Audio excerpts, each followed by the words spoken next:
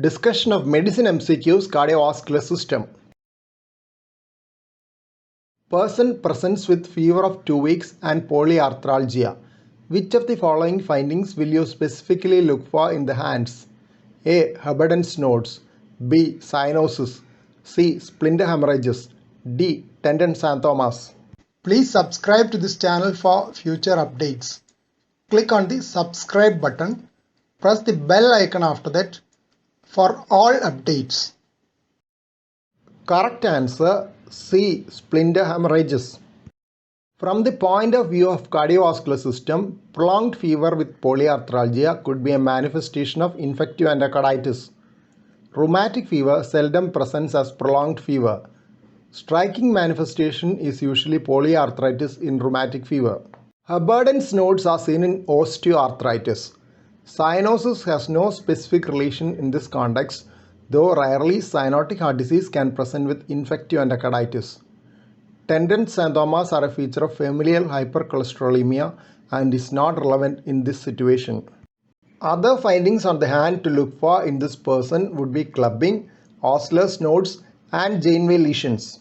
Corkscrew appearance of retinal vessels is seen in A. Takayasu arthritis, B. Coarctation of aorta, C. Infective endocarditis, D. Rheumatic fever. Correct answer B. Coarctation of aorta. Tortuous corkscrew-shaped retinal vessels are seen in coarctation of aorta. The fundus finding in Takayasu arthritis is wreath-like appearance. In fact, original description of the disorder was by Mikito Takayasu, an ophthalmologist, in 1908 as wreath-like arteriovenous anastomosis around the optic disc. This appearance occurs in a relatively late stage of the disease. Roth spots are seen on the retina in infective endocarditis. Palpable collaterals on the back and scapular region. A. Sussman's sign. B. Dock's sign.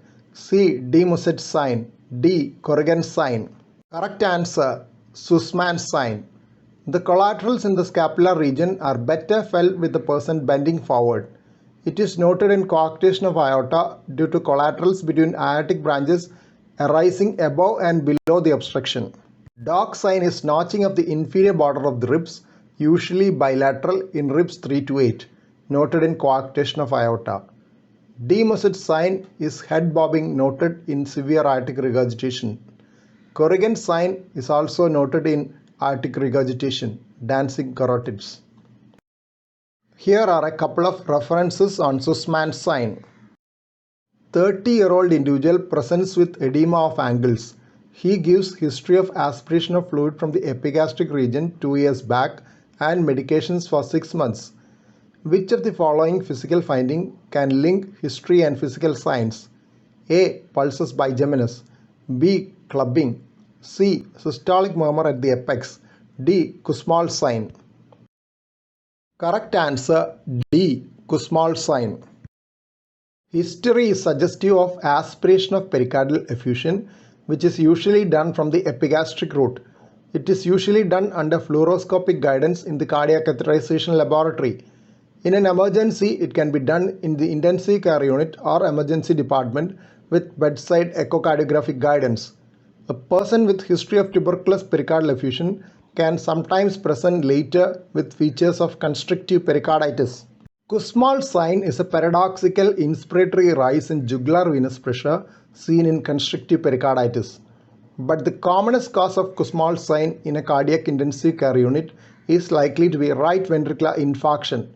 Other causes of severe right ventricular failure can also manifest a Kussmaul's sign. 20-year-old female is referred for evaluation of a cardiac murmur. On general examination, she is very lean and has a high arched palate. She is likely to have A. Aortic root dilatation with aortic regurgitation, B. Mitral valve prolapse with mitral regurgitation, C. None of these are likely, D. Both A and B are possible. Correct answer both A and B are possible. A person with a gracile habitus and high arched palate could be having Marfan syndrome. Mitral valve prolapse with mitral regurgitation and aortic dilatation with aortic regurgitation can be associated with Marfan syndrome. Females with aortic root dilatation have a risk of development of aortic dissection during pregnancy and labor. 40-year-old person is found to have an ejection systolic murmur and an early diastolic murmur at the left sternal border. Character of his pulse is likely to be A. Slow rising, B.